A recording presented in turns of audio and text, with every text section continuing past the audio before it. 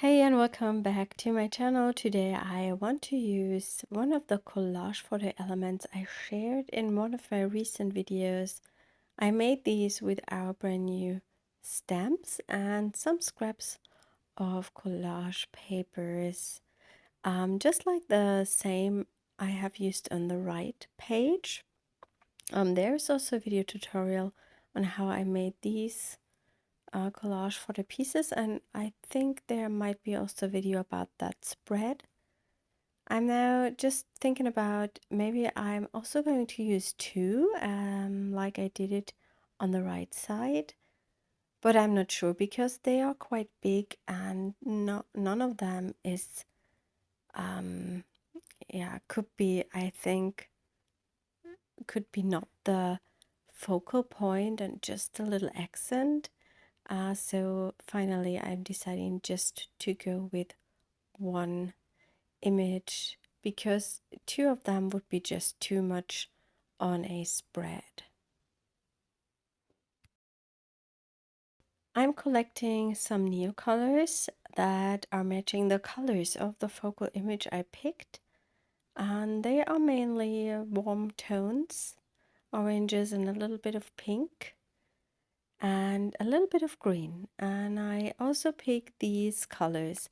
It's a complementary color palette, and I always try to not balance the colors, so I always try to have one color as the dominant color and the complementary color as kind of an accent or not as dominant as the other color.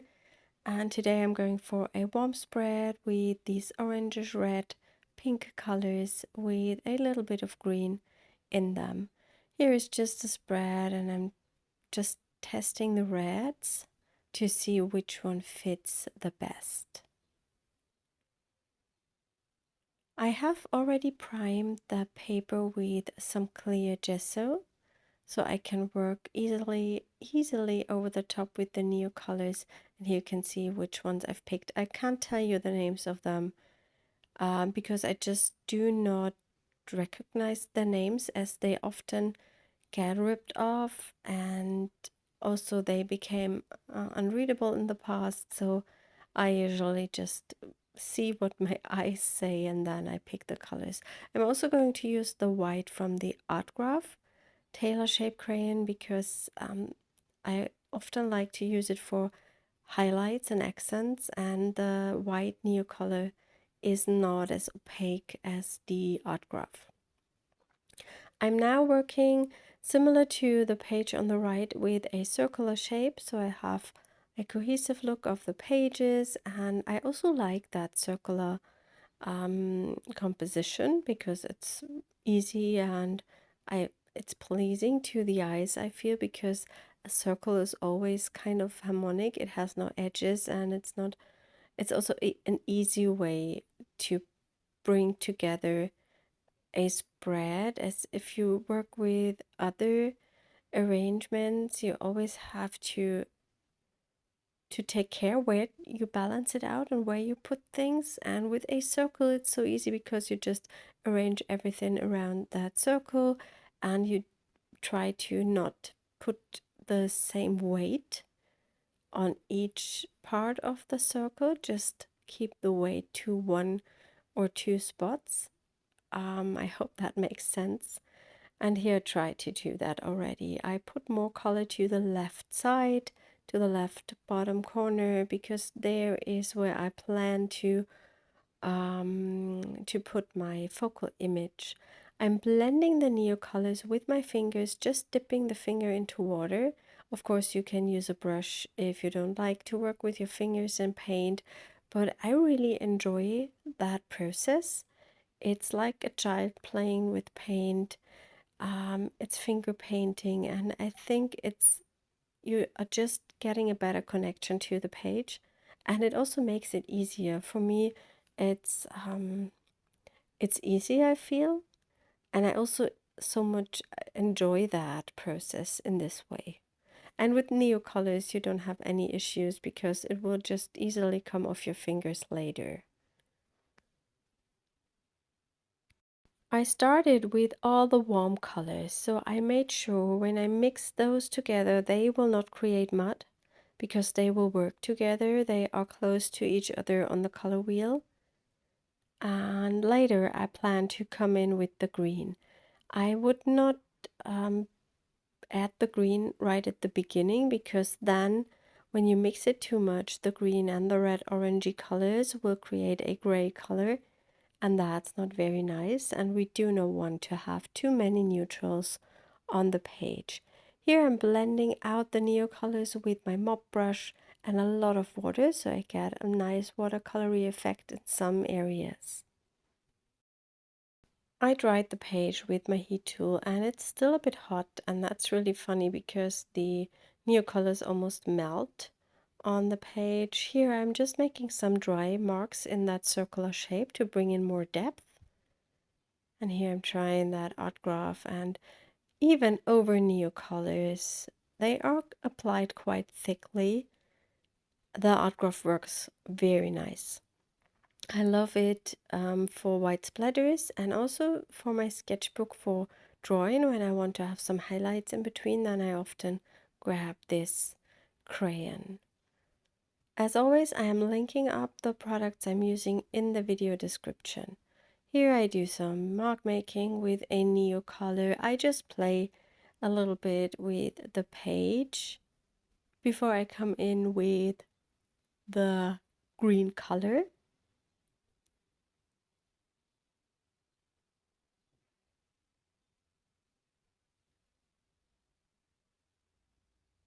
And that's what I like to do. I like to add the same colors to my background that I have on my focal point. So I make sure the whole spread looks cohesive in the end. And here I make some marks with the green. I will blend that with water as well, but not as much as the orangish colors because I don't want to create a muddy color. And I also really like the dry marks I have here. It's also a nice way of getting depth and texture, combining different styles of marks. So dry marks, wet marks, pencil marks maybe, brush marks. When you're using different types of mark making, you will automatically get depth on your page. If you only use one tool, let's say you only use watercolors with a brush, it's very hard to create interesting textures and depth.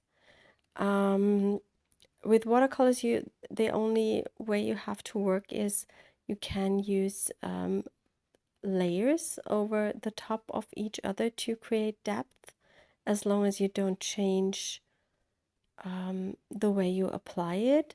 Of course, then you can use the dry brush technique to bring in a different texture, but that's what people do. They try to mix up their mark making tools, and if you only work with watercolor and a brush, then you have to think about how can I create different textures with these tools. And there you only have, I would say, the dry brush effect and the wet and wet and the layering.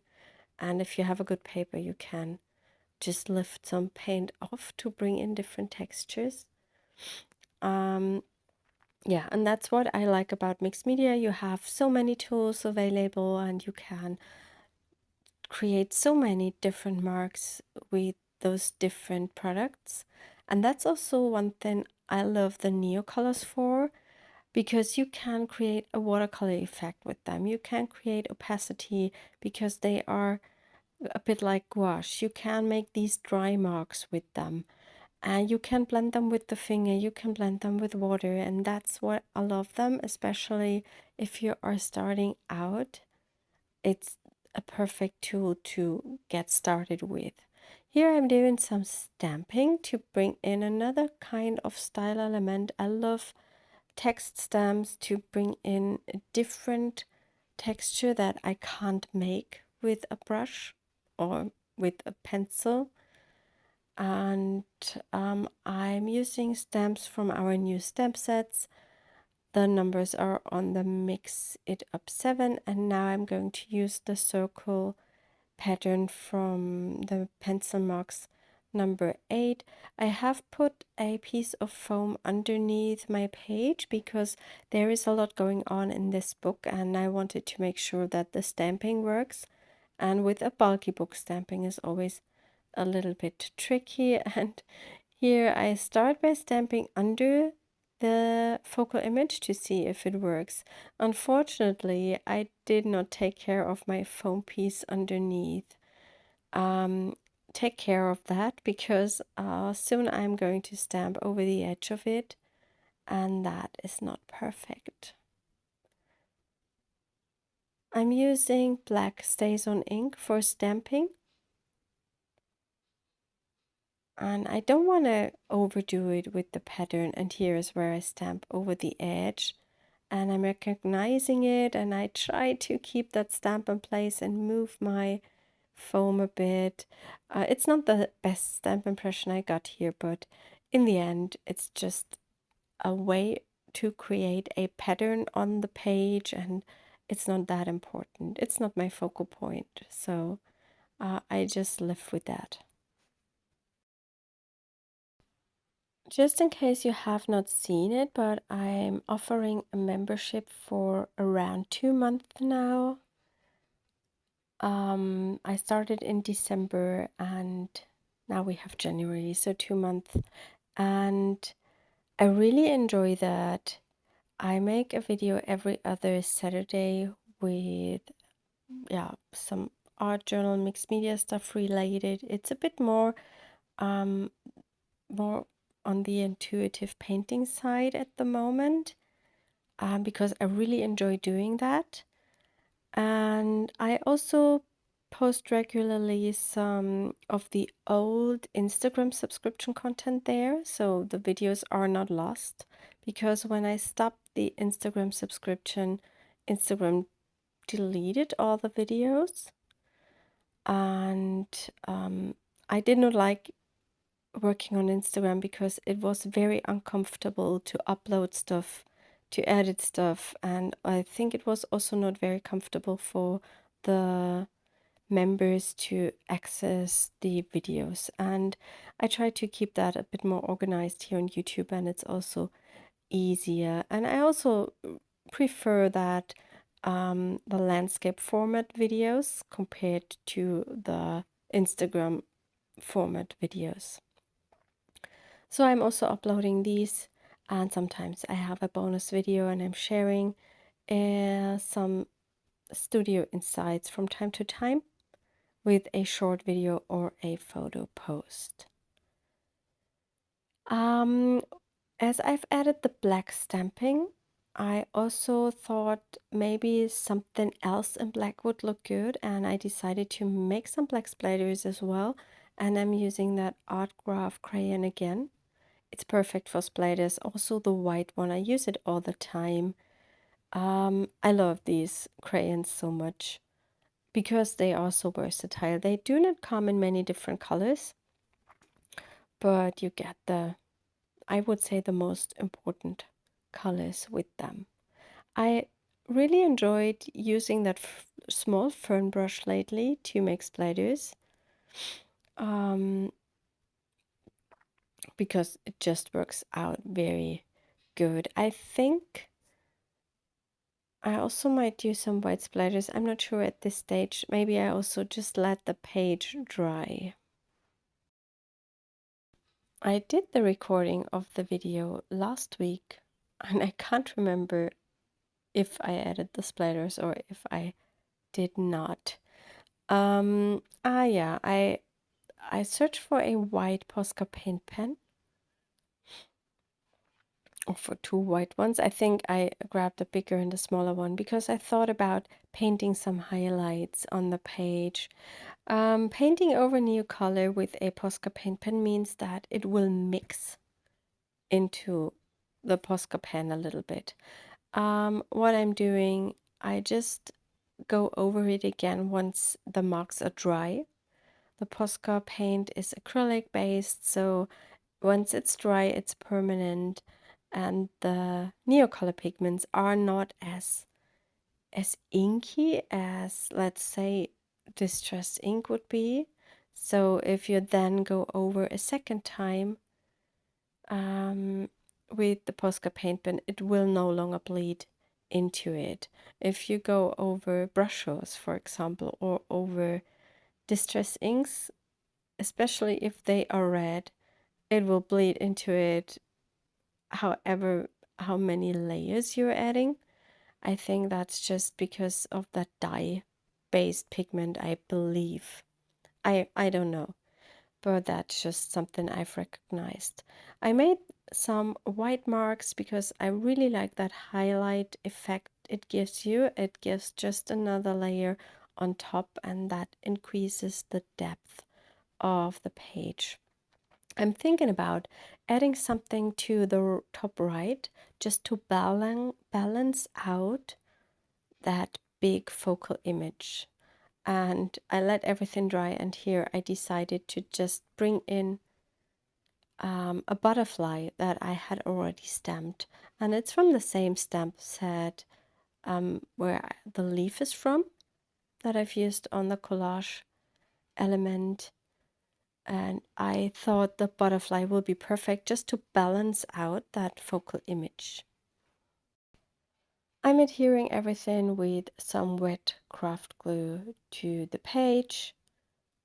Yeah, and that's it. That's what I like about the collage elements I made. They are finished, they have a title on them, they give you a color palette. It's a really nice inspiration to start an art journal page because you have kind of a color palette to work with, and it's a quick process and perfect to do this in between a busy day because you don't need so much time.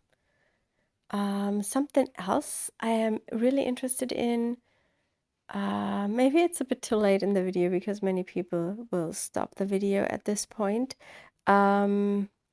Are you joining the 100-day project? I plan doing it this year, and I think I have already picked a really lovely theme, and I try to make it as easy as possible because I know that keeping a project 100 days is very hard.